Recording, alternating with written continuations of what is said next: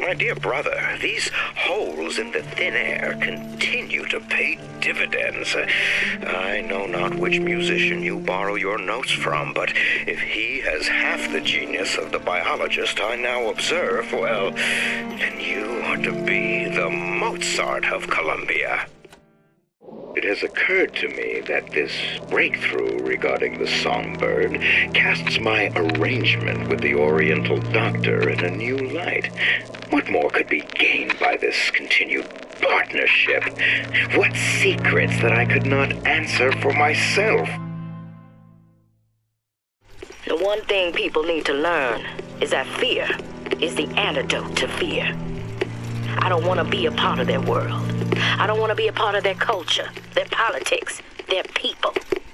The sun is setting on their world, and soon enough, all they gonna see is the dark. I have a pressing need to speak to this so-called false shepherd, stirring up so much trouble. We got enough problems without this damn fool shooting up the city and blaming it all on the Vox. Though if he's amiable, yeah, he might be just the fellow we need for our immediate concerns. When you force deep underground, well, you see things from the bottom up.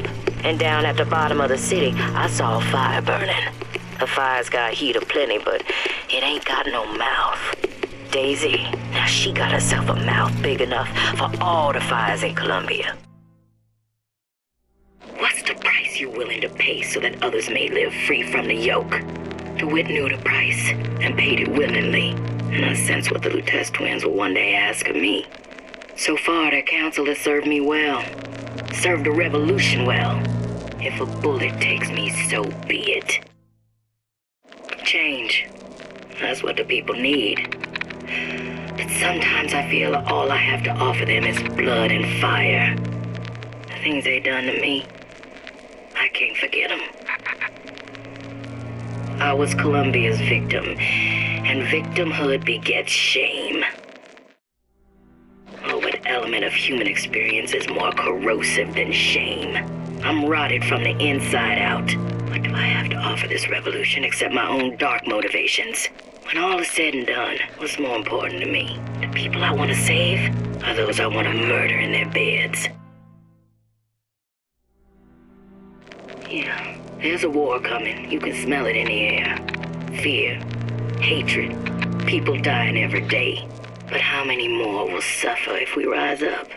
Violence begets violence, I know this. I've seen this.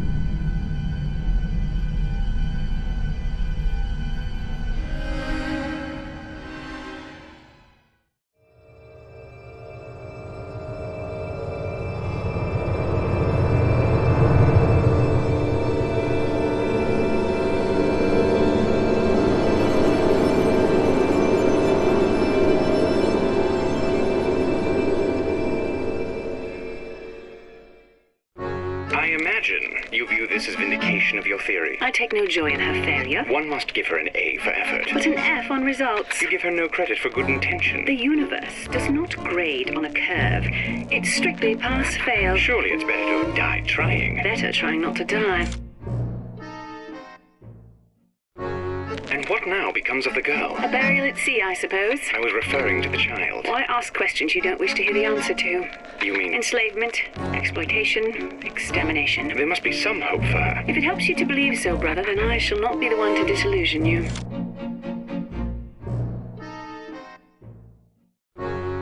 Though there's little to like in this Atlas fellow, one must admire the lilt in his brogue. I do commend this recent effort of yours to find the good in people. Sadly, it's all a lie. The effort? The accent. I don't suppose there's much about the man that's authentic. He's authentically homicidal. And you view this as a positive. Well, one has to start somewhere. A disagreeable fellow, this Souchon. That's surprising. I'd imagined he'd be right up your street. I feel dirty sharing a universe with the man. How poorly we see our own traits in others. What do you mean? You both see the world through a lens of science. And what's wrong with that? Ask young Miss Comstock. I would, but I don't suppose she's any longer in a position to answer. She's gone for good now. She knew her ticket to rapture was a one-way proposition. You can warn people not to collapse a quantum superposition, but do they ever really listen? So ends the DeWitt-Comstock line. Don't let your grief overwhelm you, sister. One could believe a mission is doomed to failure, and wish sincerely that it wasn't. Hopes like quantum superpositions have a tendency to collapse. What makes the girl different? I suspect it has less to do with what she is, and rather more with what she is not. A small part of her remains from where she came. It would seem the universe does not like its peas mixed with its porridge. This Fontaine fellow is somebody to watch. Once he was just a menace, to be convicted and hung. But he always manages to be where the evidence isn't. He's the most dangerous type of hoodlum. The kind with vision. Something must be done about Fontaine. While I was buying buildings and fish futures, he was cornering the market on genotypes and nucleotide sequences. Rapture is transforming before my eyes. The great chain is pulling away from me. Perhaps it's time to give it a tug. Fontaine is dead.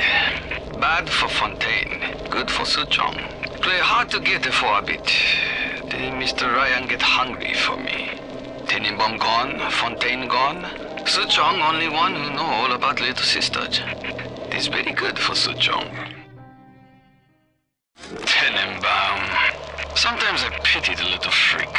Such a tiny imagination. Content to sit there with the tanks of Adam tweaking and optimizing. I need to create. Adam is a canvas of a genetic modification, but the plasmids are the paint.